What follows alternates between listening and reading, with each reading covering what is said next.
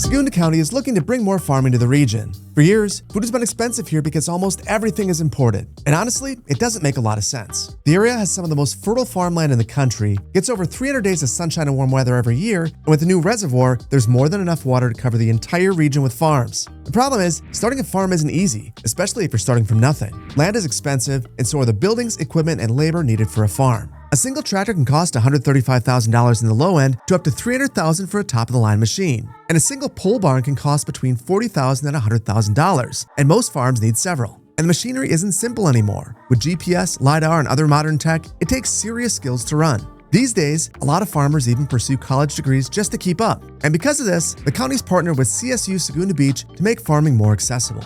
Together, they create a program to help new farmers get the education and funding they need to start a new farm. The university creates an agricultural sciences program to teach the requisite skills required for farming. And the county funds a grant writer position to help prospective farmers secure funds from the USDA, the American Farmland Trust, and the Native American Agriculture Fund. And the only requirements to participate in the program are that each farm must be under 120 acres and every recipient must be a first-time farmer. At first, interest in the program was low. But after a while, a number of applicants emerged, including longtime farm workers, recent CSU grads, and members of the tribes who originally inhabited the bay but have never had a chance to control any of it. While the process of getting grants, acquiring land, and setting up the farms takes time, after a few years, new operations are starting to appear across the region. So in today's episode, we're going to start building those farms. But I'm done city painting. This isn't just for looks. I want to use these farms to help lower unemployment and meet the region's resource needs. To that end, we'll keep a close eye on the production tab to ensure that we're actually producing the raw materials the region needs. And just because we're not city painting doesn't mean that we're not going to pay attention to how the farms look, because honestly, nobody wants a farm that looks like this. And if you're excited to start to fill the region with farms, hit the like button. And if you're more curious about Cienfuegos Bay, hit the like button for that too, and let me know your thoughts in the comments below. Or just leave an emoji representing farms for the sake of engagement. And without further ado, let's jump right in.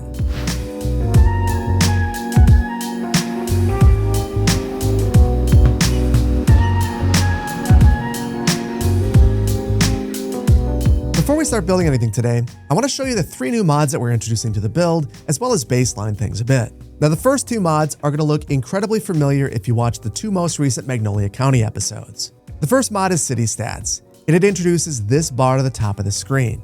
And this basically provides a bunch of general information about the city at a glance. I'm hoping this will be helpful not just to me, but also to you as the viewer if you are curious about what's happening under the hood with the simulation.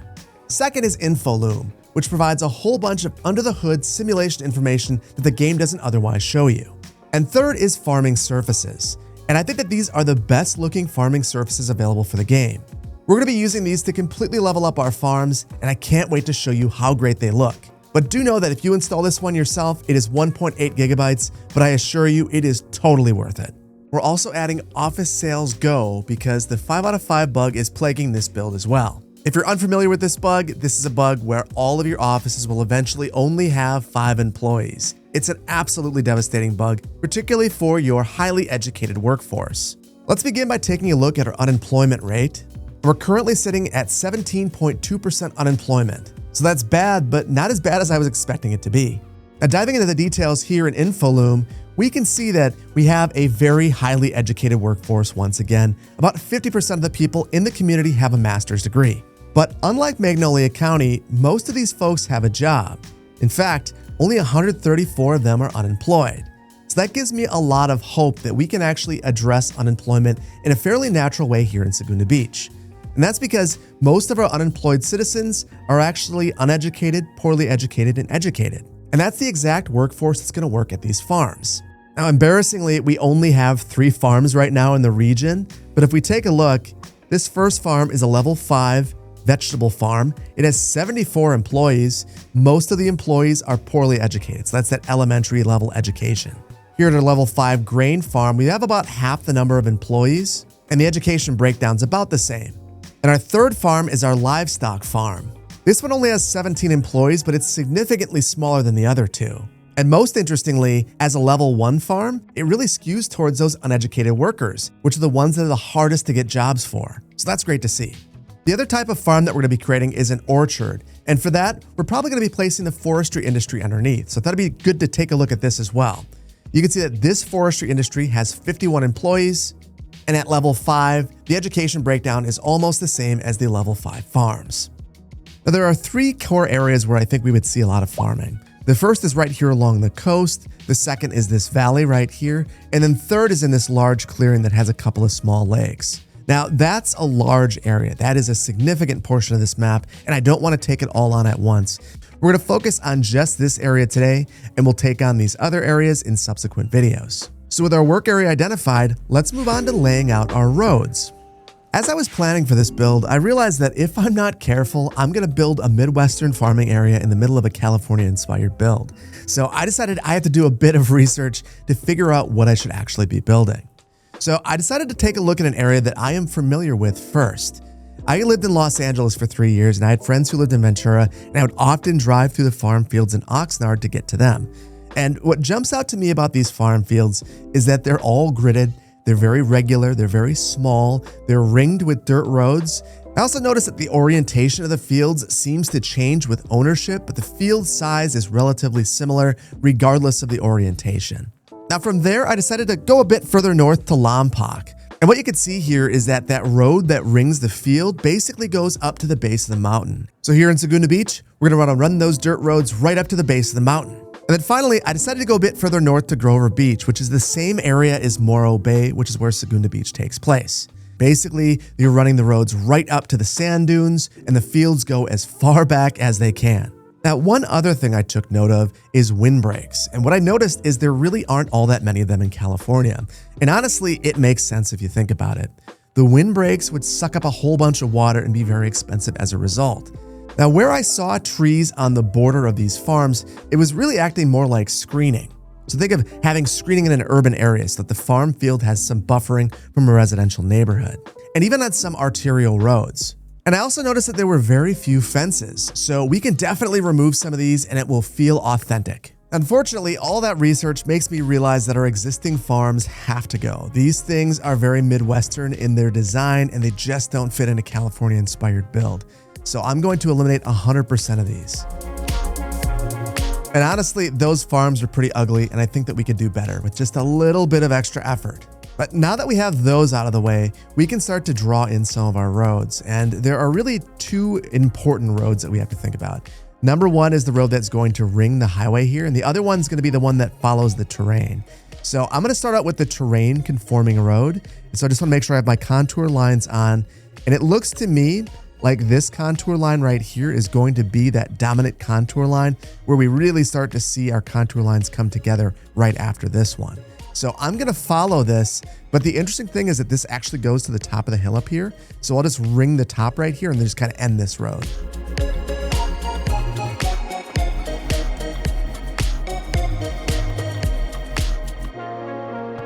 Now that's a good start, but I think that we have to have one road that exits the region. And I'm thinking that we're going to have a highway that basically goes up this valley.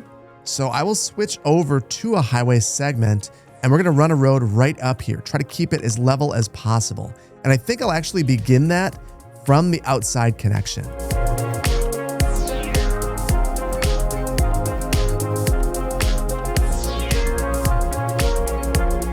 And there we go. That's a nice clean connection. And I decided to straighten out this crossing to make it a bit safer as well.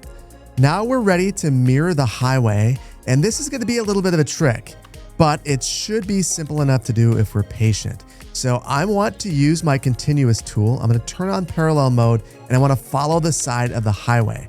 Now I need to make sure that I'm on the right side. Otherwise, I'll end up drawing through the existing highway. And it looks like I'm going to have to start down here. And I'll keep that 1 unit of separation, and we can add our landscape buffer there. Now the trick here is to keep the segments short enough that you don't have that error. The moment you have that error, you have to back up a little bit. Then we'll draw that one segment, find our parallel point where we get that line, and then do the next segment the exact same way.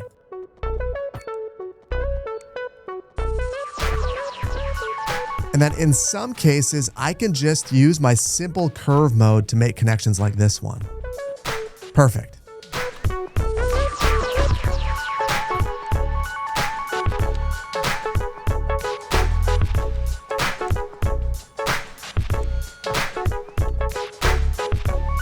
So now we're ready to draw all of our internal roads, and I think I'm going to start right here. So we'll just extend this one all the way up here. And the most important setting to make sure that we have disabled is constant slope. I've already turned that off. Basically, if we had that on, we'll carve into the hillside. I don't want to do that with these roads. Now, from this main farm road that we had before, I think I want to go about 50 units over. If you're wondering where I got the unit measurement, it's from Extended Tooltip. And then I want to divide these areas in half, and that's about 57 units. So we'll go with maybe 28. And then for these two fields, we're going to divide them in half once again. And then I was just using this road as a guide, but I think that we're going to actually keep this and use it as another division. Maybe we'll change our crop right here. I'll divide this area in half as well. And honestly, we'll just go out to 50 units again. That is almost right in half. And then this time, I'm going to divide this into 3 fields. And I don't think it has to be any more complicated than this.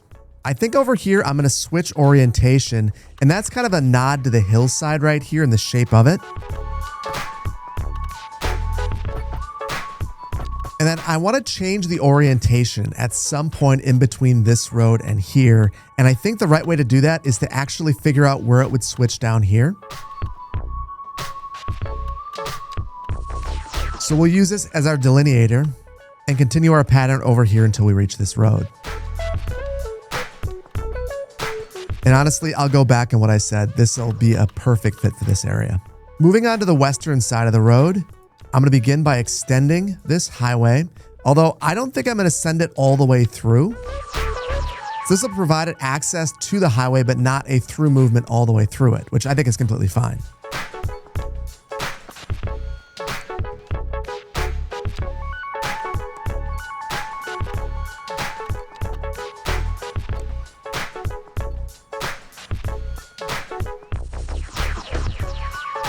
And with that, our rural roadway network is in place. And what I basically tried to do here is mirror some of the patterns that I saw in some of the rural areas in California. And I think it's worked out really well.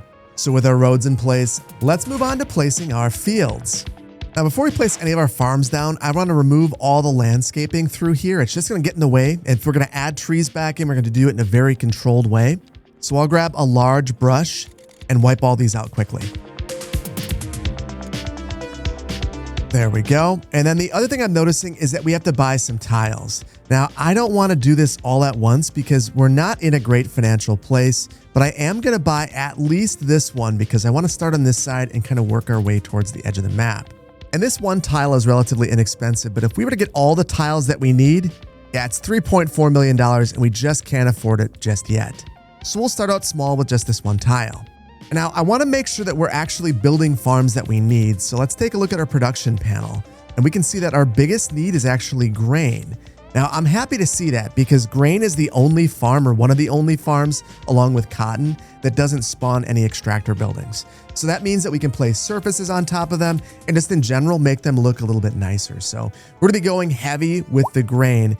But I want to sprinkle in livestock as well as some of our vegetable farms with those because those do have the extractor buildings and they'll look crazy if we make gigantic fields of them. So we'll probably have smaller fields and link them up with some of our surfaces. So let's begin near the creek, and I'm going to place one of those small vegetable fields right over here. And I'm going to keep the extractor incredibly small. And in fact, I don't like the location of this already. And I get it, this is very, very tiny, but it will produce some jobs and some vegetables. And I'm really curious to know if this is going to be enough to meet our need. And then we're going to have our wheat all the way around this and try to make it feel like it's one cohesive farm. So I'll place that right here. And then I want to turn anarchy on because that's where the magic happens here. We're going to go right over the top of the roads and not really worry about any of the base game mechanics in that regard. And I'm going to send these right up to the side of the road.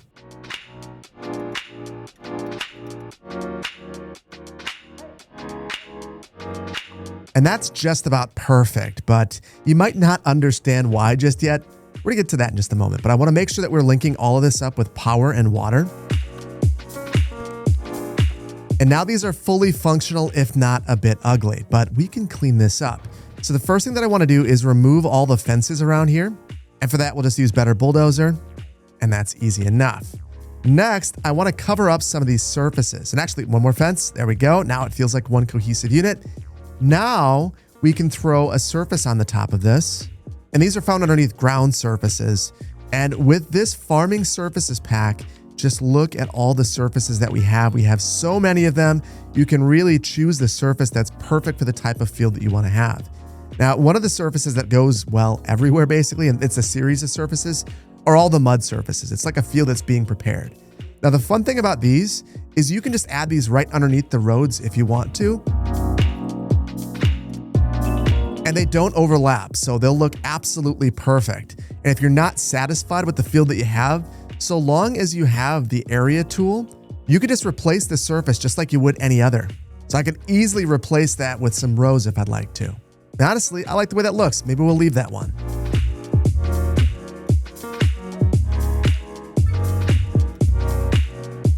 And that looks pretty good. I just need to do a little bit of detail work, really zooming in and moving around these lines just to make sure that they're 100% perfect. And then finally, I just want to find a surface that I could place in between the road and the field. And I think something sandy will work really, really well. So I'm going to go with maybe this golden sand thin.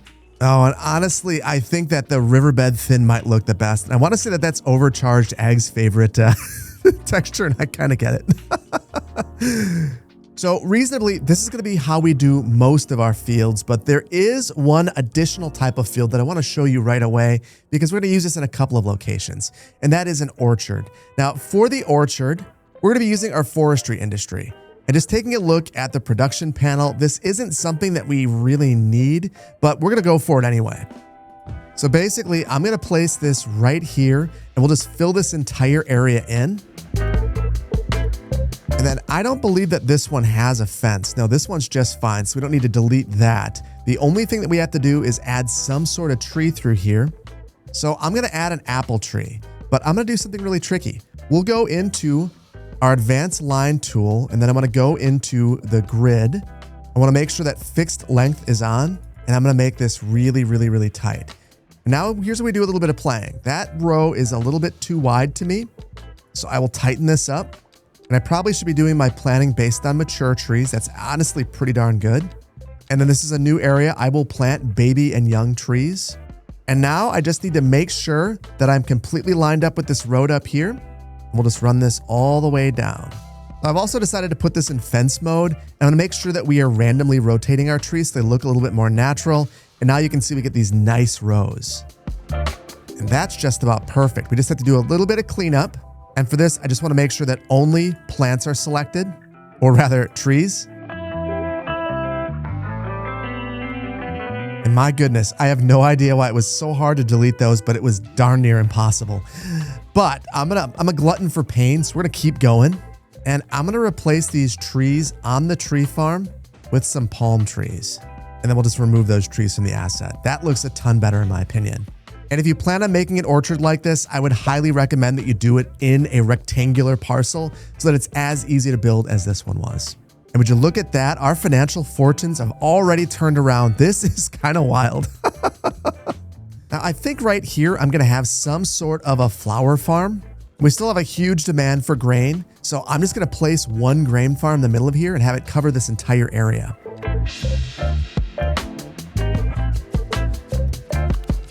And then we'll once again add our surfaces. But this time I want to go with something a bit more vibrant. So we'll go with some of these brighter colored surfaces. We got this nice red one right here. And then there's also a yellow and a blue, and I'm going to give all of them a try.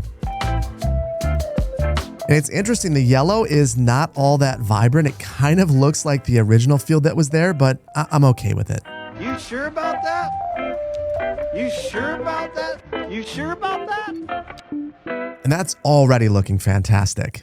Now, before I forget, I'm going to fill these two areas in with some more wheat farms.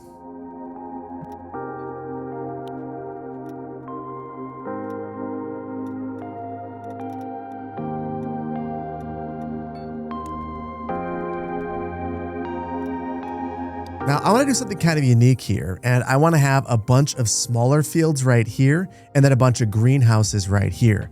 And we're going to make this all one functional grain farm once again.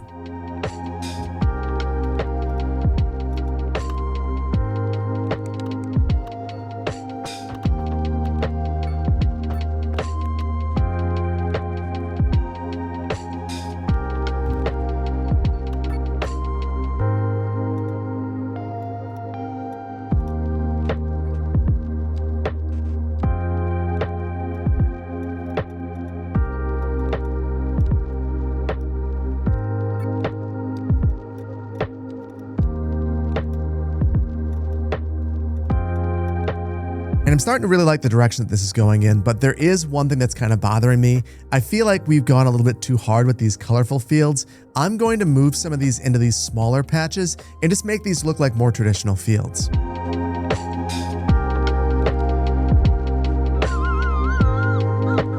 And that looks a ton better in my opinion. And for the last bit of space on this side of the highway, I'm just going to try to meet some demands once again. So we do have a significant demand for livestock and for vegetables. So we'll add a couple of those buildings and then round everything else out with some of our grain farms once again. And I think maybe right here we'll add in one of our forestry industries.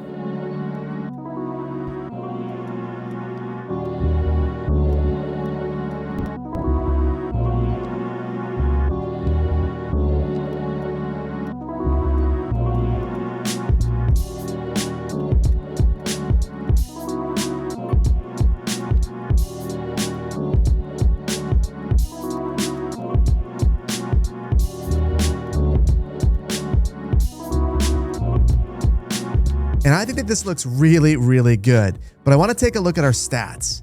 You can tell we're already making a ton of money. And from a production standpoint, we're pretty much at even deficits across the board. I'm going to let things simulate for just a couple of minutes to see where things shake out though, because I don't know that we're seeing the full picture just yet. And I'm glad that we let that run for a while because I can now see that we have a huge surplus of grains and pretty significant deficits of both vegetables and livestock. So we've got to figure out a way to produce a lot of those without having a whole bunch of extractor buildings. So let's try for those right here.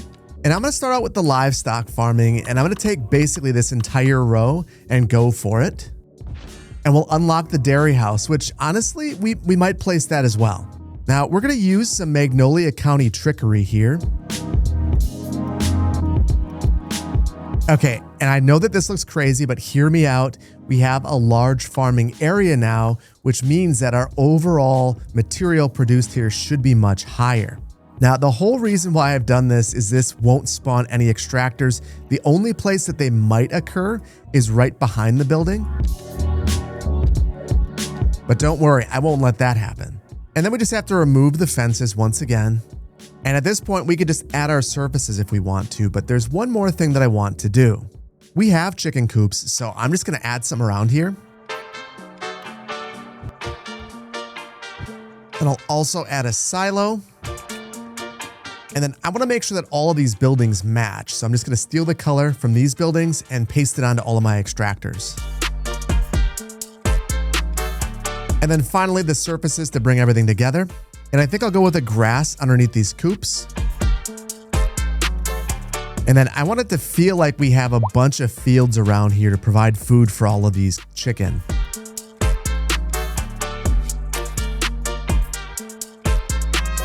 And now we have a fully operational livestock farm. Looks crazy when you hover over it, but when you just look at it from this vantage point, I think it looks pretty darn good. And the fun thing is, from this vantage point, we actually have chickens because these extractors have chickens in them. So this is fully functional and I think it's awesome.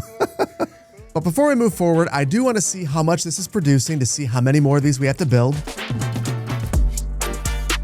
So it's interesting. I think that we would probably need to build 4 or 5 more of these livestock farms that are about this size if things weren't leveling up at all. And I'm not sure that they are. And that's because we aren't actually growing any extractors. So I think that what you see is what you get.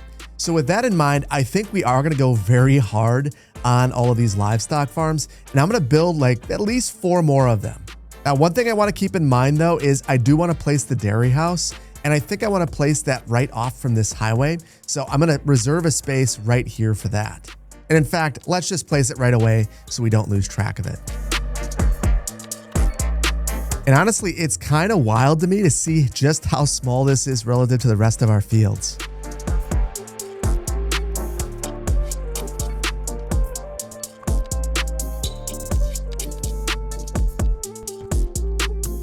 Now, I want to do something interesting with these extractors. I want the animals to roam all throughout this entire area, and I think I can do it.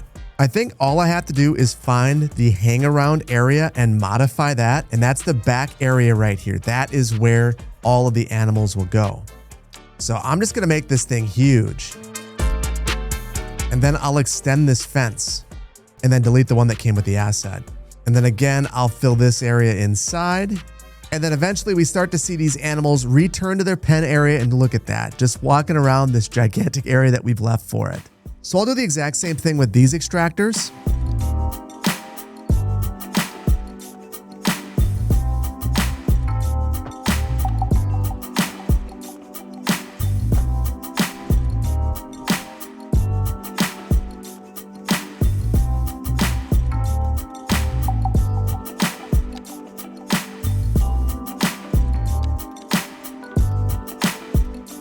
This looks okay. I don't think that I love how grassy the area underneath the animals looks. I think something like that looks a little bit better, the crop grass. And then in terms of size, this is about twice what this one was. And it's helped us reach about 50% of our needs. So we're in a pretty good place. I think we probably only need 2 more farms. But before we build any of those, let's purchase the rest of our tiles. And that'll cost us a cool $2 million and $200,000 per month. And that's honestly no problem for us. In fact, it makes me want to purchase this last little chunk that we need. No problem. Now, I kind of want to feel like I'm making some progress, so I think I'm going to fill in these areas right here. But this time, rather than going with something that we've already used before, I'm going to go with one of our cotton fields, our textile fiber farming. And this is honestly all that we'll probably need in terms of textile farming. So I'm just going to throw a surface on top of here.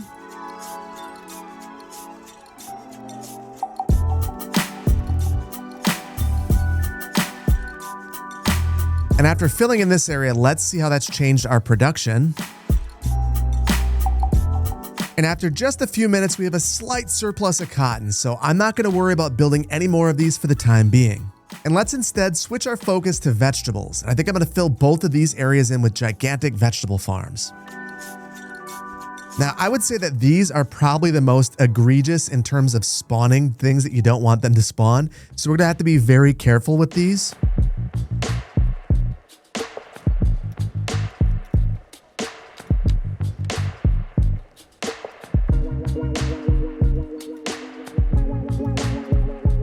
And once again, I'm going to let things run to see if this meets our need or if I need to fill this area in with vegetable farming as well.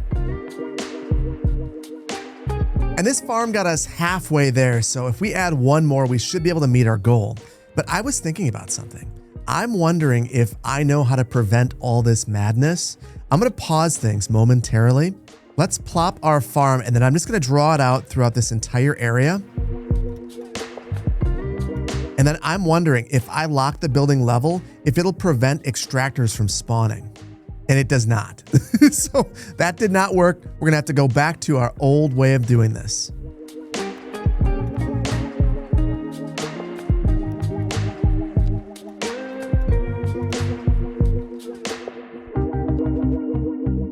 And I decided to make these look more like traditional farm fields, and I think that the aesthetic looks a ton better. But we've got this area which is equal to this, so we should be able to meet our need there. I'm going to switch gears right away and fill the rest of this in. We need at least 2 more of our animal farms. I think I'm going to try to keep these ones fairly simple.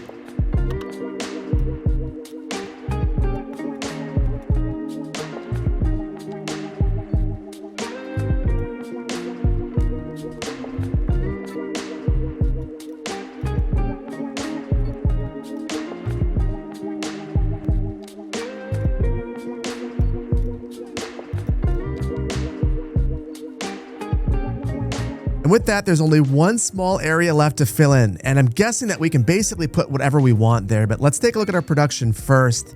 And indeed, we have a surplus of everything, which is fantastic. So I'm gonna go with something that's easy, and we're likely gonna place some cotton there.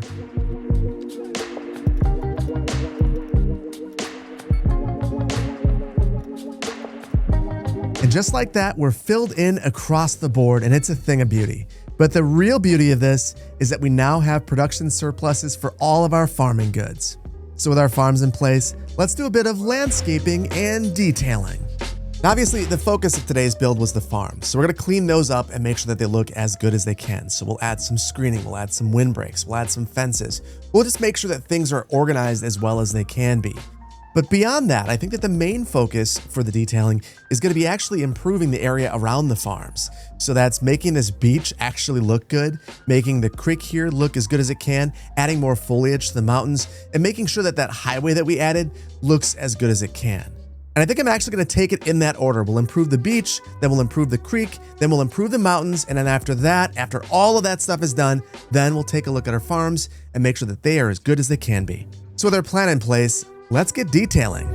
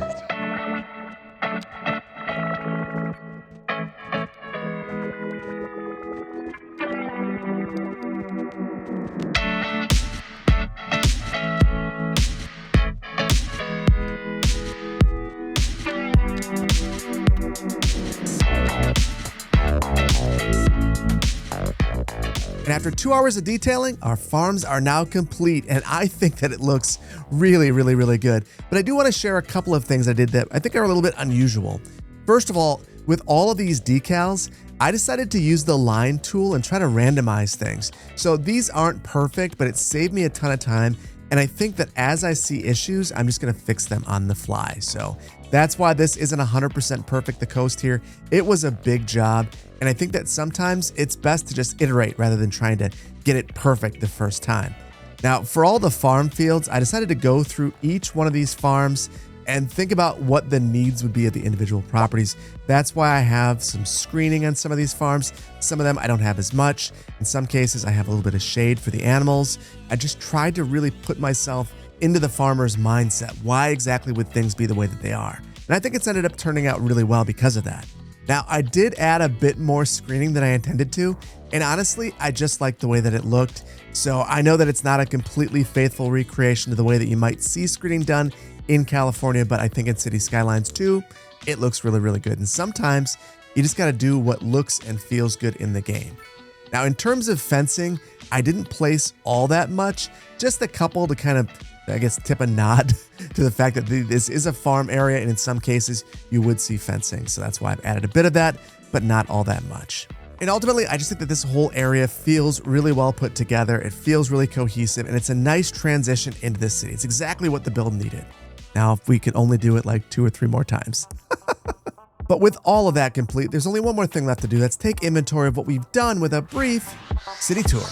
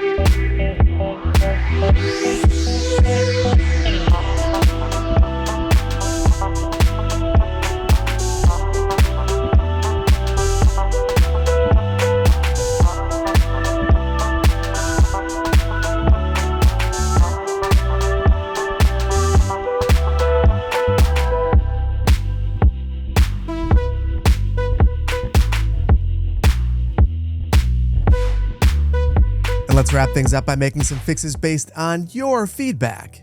And there are two primary fixes that I want to make. The first is over here at the port, where many of you remarked that there are just way too many trees in this area. It's industrial. It shouldn't have a whole bunch of palm trees. And you know what? I agree. I went a little bit ham. So I'm going to remove trees in two specific areas. On Transport Way, I'm going to basically remove all the trees, as well as the grass. And then I'm going to remove all the landscaping around our aggregate storage area as well. I think I went a little bit ham. And there we go. Got rid of all the landscaping and pulled this out a little bit more so that it completely fills in the parcel. And I think that it does look a ton better. And the second bit of feedback was about this area right here and an idea on how to make this little indicator disappear. Basically, I need to have a short segment that's a one-way track, and that will allow this indicator to disappear. So we're absolutely going to do that. And it's just that easy. The indicator is gone. And I want to thank everyone who provided feedback. It's always super helpful. I always appreciate it. And I want even more. If you think I should remove even more landscaping, let me know down in the comments below. And let's wrap things up by taking a look at our statistics. And looking at the base game unemployment, we've seen some real significant improvements. We went from about 17.5% to just 12.4%, which is still a lot. I know. But we really only added a few farms, so I think it's a pretty impressive improvement. But I think that the numbers in InfoLoom tell an even more clear picture about what's happened today. Look at the improvement that we've seen for our uneducated, poorly educated, and educated workforce. For the uneducated workforce, it went from 85% to 40%. For the poorly educated, from 40% unemployment to 12.7%. And for educated, from 5.6 to 4%. Not a huge improvement, but it's much better. And the overall unemployment rate in InfoLoom has gone from 15% to 6.6%. And that is a monster improvement. And then our other big change is that our budget situation's really improving. Now, from an hourly standpoint, most of the time we're in the green. Every now and then it'll show that we're in the red, but our overall picture has improved. We've actually added about $400,000 to our bank balance, even though we acquired a whole bunch of land.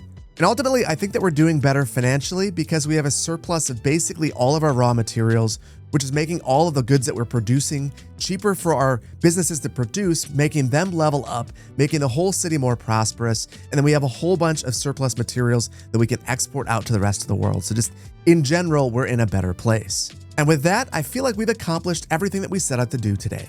We have a really attractive looking farming area that's completely functional, that's also meeting all of our resource needs for the region. It's helped us with our budget, and it's lowered our unemployment rate. And honestly, it just makes the build feel a lot better in my opinion. And with that, we're gonna leave it here. And I really hope that you've enjoyed this one. I've really enjoyed bringing it to you. If you did, please hit the like button. If you're not subscribed to the channel, please consider doing so. And I wanna thank you so much for your time today. There's a million things you could have been doing. You decided to hang out with me and build a whole bunch of farm fields in a city builder. And for that, I appreciate you and I appreciate your time.